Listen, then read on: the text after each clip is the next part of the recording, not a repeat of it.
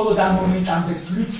თქვენი გადაწყვეტილების და მოთხოვნილი აღკვეთილების გამო მკვლელად, იმიტომ რომ დედაჩემი იძულებული გავხდით ჩვენ, რომ გადაგვეყანა იმდენ კონტაქტის მქონე ადგილად, თქვენგან განსხვავებით მე სიმართლის და სამართლის მხარეს ვარ და არ ვიკადრებ იმას, რომ ის დაგაგრალოთ რაც თქვენ აგებთ, მაგრამ ის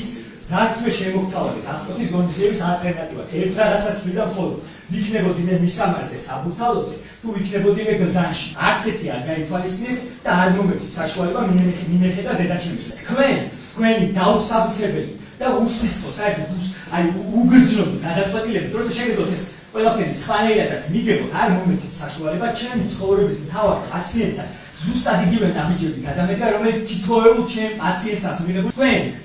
არ მიეცით ქართულ დედას იმის საშუალება, რომ თავის ცხოვრების ბოლო თვე გაეტარებინა მისი შვილის გვერდით, რომელიც არის ექიმი და რომელიც მას ეს ზრუნავს.